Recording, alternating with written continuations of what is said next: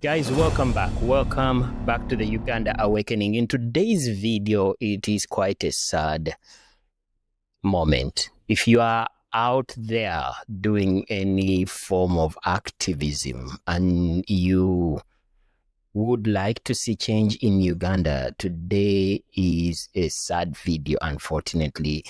The past few days, we lost Comrade Marinos. Yes, Comrade Marinos. I was just really scrolling through social media, and then I saw a post by the People's President, Bobi Wine. He was sharing his thoughts about the passing of Comrade Marinos. Now, for those of you who do not know this lady, she made news after being, I think she was released. I really need to get my facts right, but of course, she came public with terrifying evidence of gruesome torture. And most of it, I cannot share the images of that torture. And I don't even know if I can do that and get away with it on social media, especially on YouTube. But, well, she has passed on. She follows Rita Nabukenya.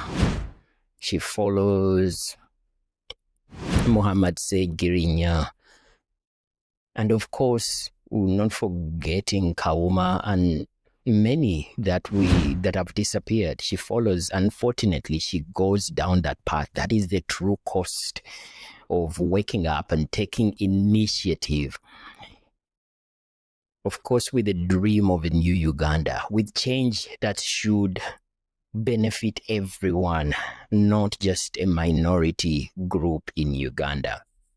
So I'm just going to read out what Bobi Wine said. But before I do, I would like for you to watch the most recent video that I put out on Saturday. And in that video, I was really going into the reasons as to why we need to pay more attention to the plight of political prisoners. Many of them are vulnerable to the predicament that we find ourselves in right now. They are vulnerable to this because with torture comes wounds that we cannot imagine, especially in the case of Marinos, who was just succumbed to the extreme torture that she faced in custody illegally, I must add that.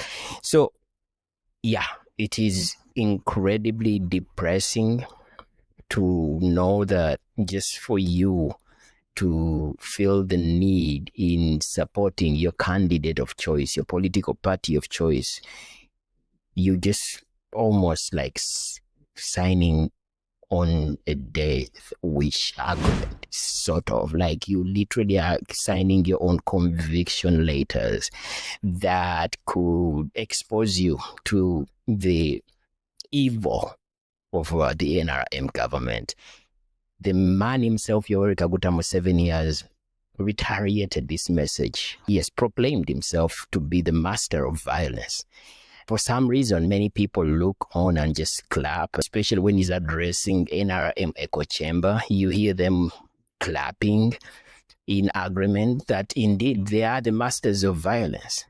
But if you stop for a minute and think that what you're co-signing in this sense, violence against Ugandans, this could be your daughter. It could be your son in custody, illegally detained.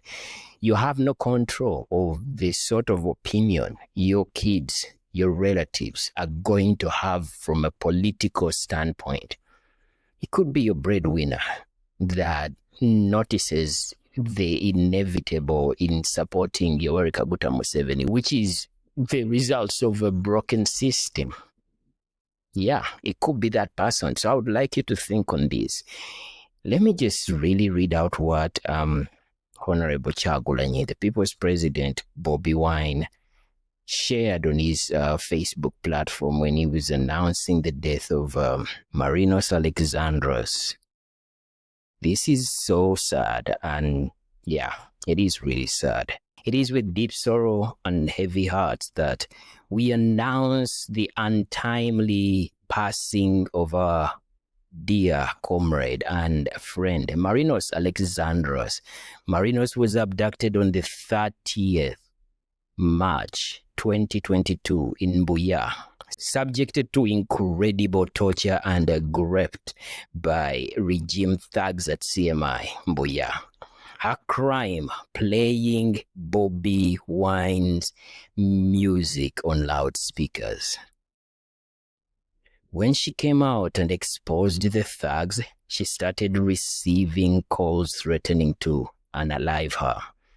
Her house was raided in the night by rogues, but she was not there that night, having slept at a friend's home. This prompted her to seek refuge in Nairobi, Kenya. Even in Kenya, regime thugs attempted to abduct her, forcing her to leave Nairobi and to go to the UNHCR camp, where she could have some security. Out of the abduction and torture ordeal, Marinos contracted several diseases, including HIV and AIDS.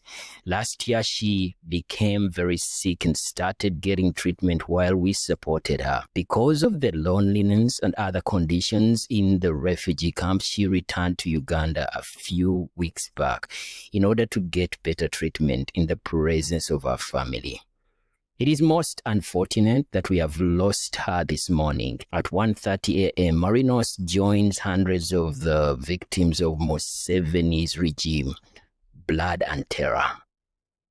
Fight on, comrade. The struggle of freedom and democracy in Uganda is poorer without you, but the evil regime will never have the last laugh. That is very, very sad. Imagine fleeing the country because your life is threatened, and only for you to still be pursued by the same assailants, the same thugs, the rogues, and individuals who have such a great deal of entitlement when it comes to the affairs of the country, just so that they can have their hands on you. Imagine that. This could be your sister, this could be your mother, this could be your relative. It is the true cost of waking up. What are people saying online about this? Let me go into the comment section and see what Ugandans are saying. She will be remembered for her courageous pursuit for justice, even when faced with systematic failures and corruption. Despite seeking help from the Human Rights Commission of Uganda, she was let down by those in power who seemed more interested in protecting their interests than upholding law. Kisilani cha munya.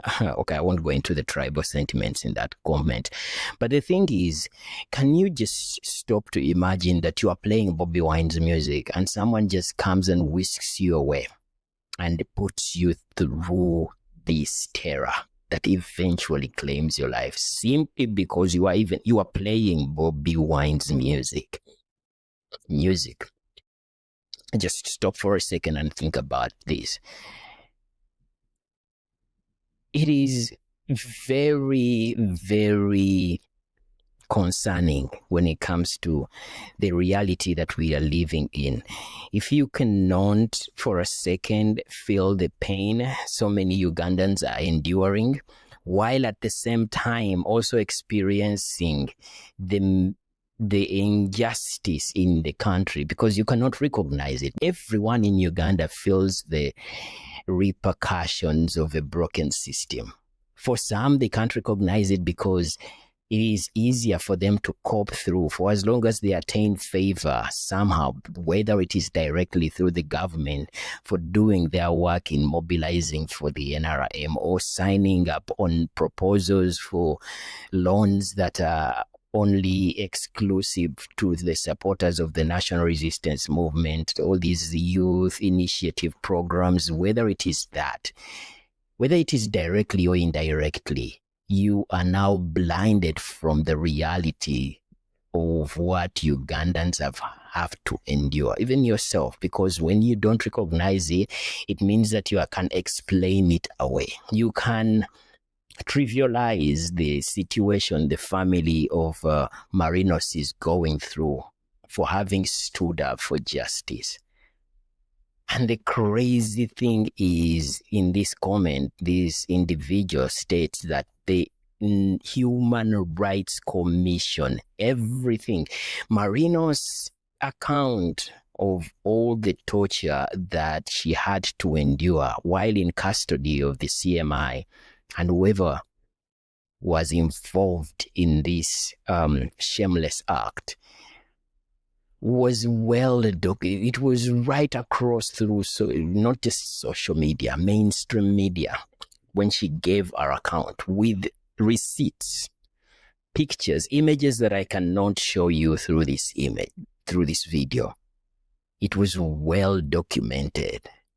But even with that sort of evidence, women in positions of power could not even stop for a moment to at least speak out. At least, I know speaking out is not enough in itself without action. And you wonder why, when the likes of, I think it is Okurut that passed away, and you wonder why Ugandans celebrate. While I don't condone celebrating people's death, government officials who have supported the corruption and have also taken part in this corruption, when they pass on, they still have family members who are innocent of these. We still have to give them a benefit of the doubt. And out of respect, I would rather not celebrate. But for those who feel that it is necessary to celebrate the death of government officials, this is why they celebrate. Because you don't spare a moment in sharing the pain that they have to endure. They're not breaking any law. Marinos did not break any law. Who has the audacity to just suggest, you know what, this woman is playing music that we don't like. How dare she play Bobi Wine's music? This amounts to death. This literally amounts to death. Playing Bobi Wine's music in the minds of these people equates to death. And they have achieved the utmost. Unfortunately, this objective has been achieved through such a very painful process.